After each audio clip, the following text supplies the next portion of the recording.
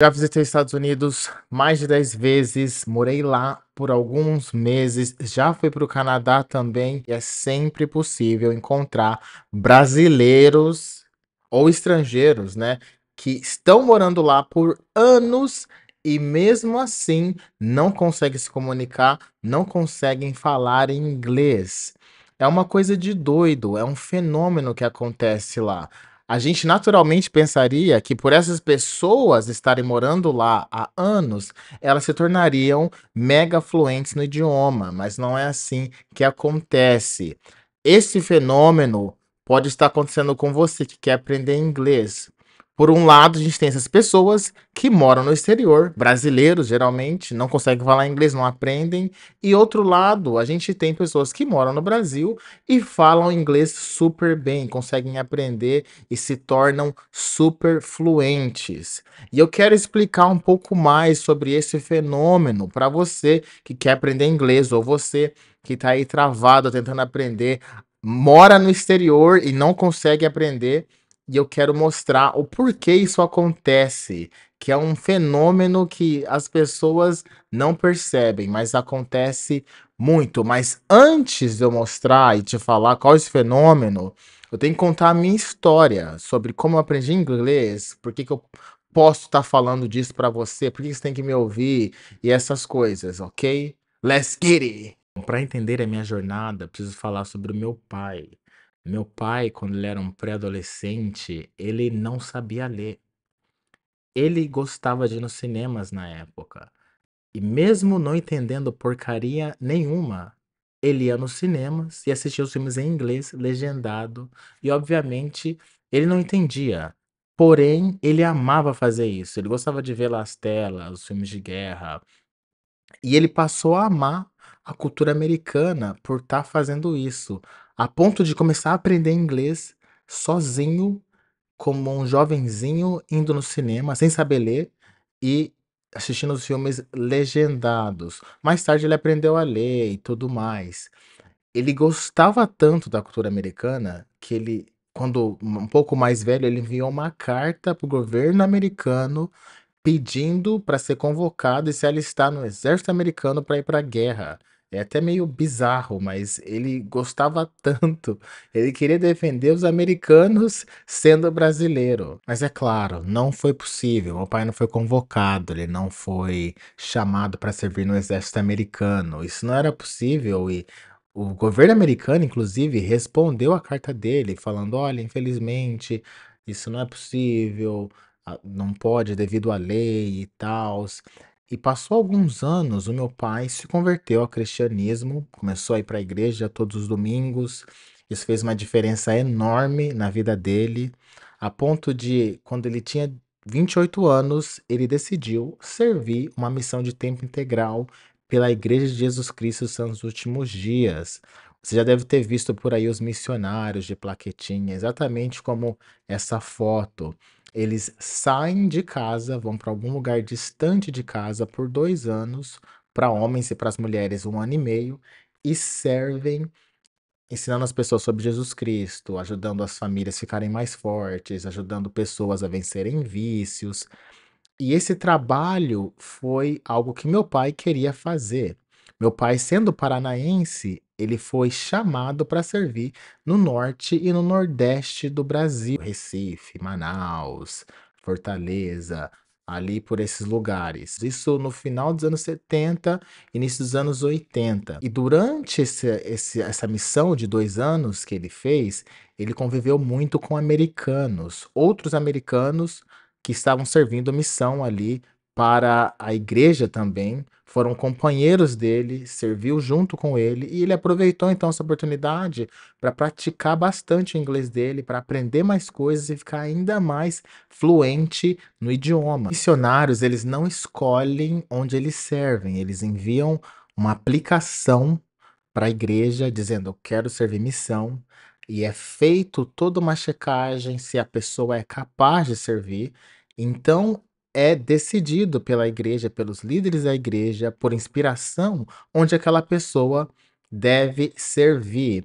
Então esse foi um trabalho que meu pai queria fazer muito, foi e serviu como missionário, e esse esses 2 anos que ele teve um impacto muito grande na vida dele, na minha vida, dos meus irmãos, da minha mãe e da minha família em geral. Depois que meu pai serviu, terminou esses 2 anos dele, ele voltou para casa e começou a vida, encontrou minha mãe e casou e aqui eu estou. Então desde pequeno, o meu pai sabendo falar inglês, ele falava as coisas para mim em inglês aleatória, "Turn on the lights", liga a luz. Close the door, fecha a porta, give me the keys, take care, coisas básicas do dia a dia. E eu lembro de odiar isso e falar, pai, fala português, eu sou brasileiro. Eu não gostava que ele ficava falando inglês comigo, especialmente quando eu tava meio bravo, meio estressado, ele chegava falando inglês. Close the door, eu, tipo, mano, fala português, eu falava pra ele, eu lembro. Aí ele foi consistente por anos falando essas frases para mim em inglês, frases do dia a dia. Eu ia bem na escola, na matéria de inglês, eu sempre ia bem. Quando eu tinha lá meus 12 anos, eu lembro que meu pai, ele tinha um livrinho básico da Wizard. Ele pegou, sentou comigo na cadeira e começou a me ensinar gramática básica. Eu ali aprendi o básico para entender mais ou menos a estrutura do inglês. Até que, quando eu tinha meus 16 anos, surgiu um programa, não surgiu, mas eu fiquei sabendo do programa chamado Jovens Embaixadores, que é um programa para os alunos de escola pública pobres, que nesse programa, se você fosse escolhido, você iria para os Estados Unidos representar o Brasil, ia lá na Casa Branca, ia ter uma experiência internacional no ensino médio. Então, eu não não muito seguro se eu tinha capacidade ou se eu tinha o inglês necessário, eu apliquei. Falei: "Meu, vou tentar isso daí". Fiz as provas, prova escrita, depois teve prova oral, teve uma entrevista, eu passei em tudo. Aí, chegou no final, tinha 3 pessoas finalistas da minha cidade, eu era um deles, mas só uma pessoa seria escolhida. E eu não fui escolhido. Uma moça lá foi escolhida, e eu fiquei triste na época, fiquei reflexivo pensando, mas aí eu entendi naquele momento que eu já era fluente no inglês. Eu percebi: "Putz, eu sou fluente no inglês, eu falo, eu costumo me comunicar. Foi natural na entrevista. Eu tô entendendo tudo que o pessoal tá falando aqui no vídeo do YouTube, no livro, no filme". Então foi uma coisa que me ajudou muito. Foi o impulso necessário para eu conseguir aprender mais rápido e melhor. Foi ter essa motivação. Mano, eu vou para os Estados Unidos, eu vou ficar lá 2 semanas, 3 semanas, eu nem lembro quanto tempo era na época. Mas isso me ajudou muito a ter um impulso para falar mais inglês. Bom, aí quando eu tinha 19 anos, eu fui chamado para ser um missionário também, assim como meu pai, há 40 e tantos anos atrás. E, no meu caso, eu fui chamado para servir uma missão no Japão. Então fui para o Japão, já devo ter dito isso em outros vídeos. E lá eu tive que ir para os Estados Unidos primeiro, fiquei 2 meses nos Estados Unidos aprendendo japonês do inglês, porque não tinha classes nos treinamentos para missionário do português para o japonês. Então eu tive que aprender japonês do inglês. E, by the way, eu falo japonês também. Eu vou explicar no outro vídeo aí como eu aprendi japonês e tal. E aí eu fui servir como missionário no Japão, muitos americanos também. Muitas pessoas não falavam português, então alguns japoneses ali arranhavam um inglês, então eu tinha que me virar em inglês ou japonês. Dentro de casa, com os missionários, com outros que estavam servindo também, era tudo em inglês. Treinamento em inglês, tudo em inglês.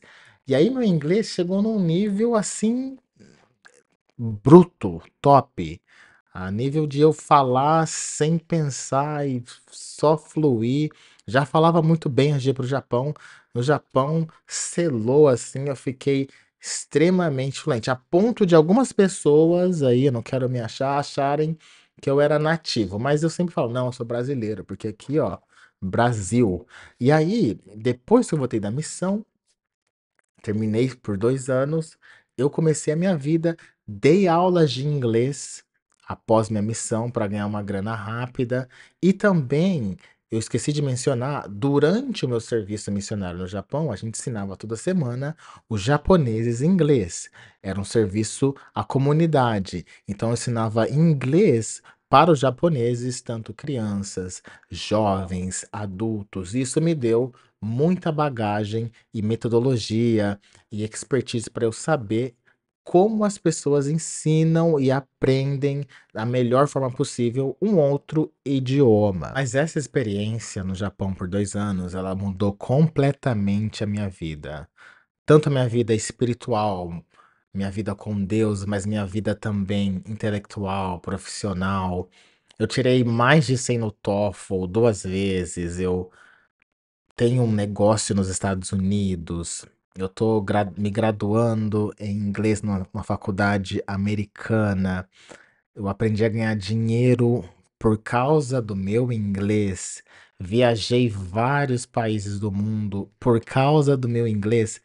E isso foi crucial para mim, foi muito importante eu ter aprendido inglês. O inglês ele tem um poder que a gente não entende direito, é um poder de abrir tantas portas que agora eu até penso que é normal, mas não é normal. As pessoas que não falam inglês não têm as mesmas oportunidades que eu. Eu aproveito mesmo e vou para cima. Refletindo nessas experiências, eu consigo entender agora que eu aprendi inglês mais inconsciente, me expondo ao idioma, do que consciente estudando ali. Meu pai ficava falando para mim: close the door, take care, turn on the lights, run, coisas do tipo que eu aprendi e ele falava tanto, sempre, que foi entrando ali na minha cabeça. Às vezes eu nem entendi o que ele estava falando, mas foi entrando. Que foi a experiência do meu pai. Ficou indo no cinema sem ler, sem entender nada, e aquilo foi entrando. Bom, aprender a parte técnica do inglês, gramática, regras, também é importante. Porém, no meu caso e no caso de muitas pessoas, a parte inconsciente, ela tem a tendência de ter mais efeito e permanecer mais aí na mente para a pessoa não esquecer o idioma. Eu não ficava estudando por horas, mas eu ficava ouvindo música em inglês. Eu assistia filme em inglês, eu ficava vendo tutorial no YouTube em inglês. E isso foi entrando, até que eu percebi nos meus 16 anos que eu estava falando inglês fluente.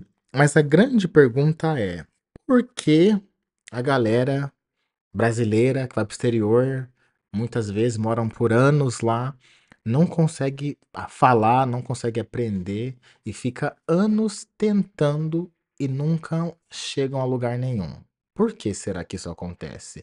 E por que também as pessoas que moram no Brasil, muitos, que nunca foram para o exterior, estudam na escola, estudam por conta, conseguem aprender e falar fluentemente melhor que muitos que estão lá fora. Essas minhas viagens pelo mundo, eu fiz o TOEFL, eu fui professor de inglês, morei fora do Brasil um tempo, voltei para o Brasil, voltei agora para fora do Brasil, estou na Europa, até esqueço disso. Eu percebi 2 coisas que eu quero compartilhar sobre esse fenômeno aí, das pessoas não conseguirem aprender inglês, mesmo morando fora do Brasil, ou as pessoas que conseguem aprender estando no Brasil. A primeira coisa é mentalidade. Muitas pessoas não acreditam que elas conseguem aprender inglês. Elas con elas veem o inglês, ou a fluência do inglês, como esse grande monstro que é super poderoso e que ele não tem ou ela não tem nenhuma chance de vencer, que esse monstro vai destruir e você vai ficar para sempre estagnado sem conseguir falar inglês, só falar "Hi, how are you?" e essas porcarias. Muitas pessoas pensam assim. Elas não acreditam que é possível algo para elas. Você deve ter uma tia, um pai, uma mãe, alguém aí velho, um pouco mais velho, 50, 60 anos, que fala: "Ai, eu tenho que aprender inglês, eu preciso". Nem precisa ser tão tão mais velho assim, pode ser de 40 anos, eu preciso aprender inglês e é importante, talvez a minha carreira mude e vai ser bom para mim. Mas essa pessoa, ela ficou anos e anos da vida dela tentando, ou tendo experiências ruins, tendo traumas, tentando aprender inglês, que ela chegou num nível agora, em certa idade, que ela ainda mais não acredita que ela consegue aprender. Foram tantos anos nessa mentalidade de: "Ah, não consigo, não consigo, eu tentei, faz anos, 30 anos já se passaram e eu não consigo falar inglês". Então isso piora ainda mais, e a mentalidade da pessoa, ela fica totalmente condicionada. E eu vou dar algumas dicas para como vencer isso, mas isso é real.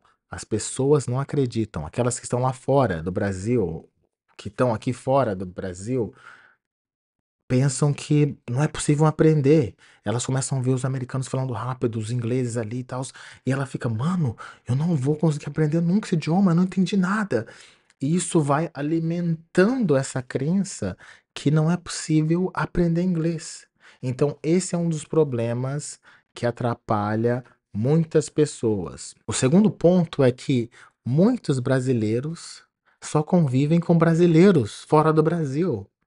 É português o dia inteiro em casa, com a família, e não tem problema nisso, mas aí você vai assistir filme, você coloca dublado, você vai ouvir música, coloca um funkão ali, você não tá nem aí, você assiste novela brasileira, fica assistindo TV brasileira, aí você vai trabalhar com brasileiro, aí seus amigos são brasileiros, e é festinha de brasileiro. Você não se expõe ao idioma, você vive no Brasil, mas fora do Brasil. Então isso é muito comum. As pessoas no exterior começam a ir para as comunidades de brasileiros, e não tem nada de errado nisso, mas elas se expõem muito pouco ao idioma, a ponto de estarem vivendo no Brasil, fora do Brasil. E isso é um problema, você não se expõe o suficiente. Mesmo que você estude um pouquinho em casa ali, você faz Duolingo por 10 minutos todo dia, isso não vai te ajudar, você não vai aprender. Você precisa se expor o máximo possível. Música em inglês, filme em inglês. Bom, já vou entrar no que a gente tem que fazer para quebrar essa maldição aí, esse fenômeno de não conseguir aprender inglês, de ficar travado. Mas isso é um fato. As pessoas, muitas fora do Brasil, vivem no Brasil, mas fora do Brasil. Para finalizar, eu vou dar 3 dicas para você sair dessa armadilha aí de ficar 20 anos, 10 anos morando num país de fora, ou tentando aprender inglês mesmo no Brasil e nunca chegando em lugar nenhum. É uma armadilha, é um dilema. Acontece mesmo. As pessoas estudam por anos e anos e não conseguem aprender.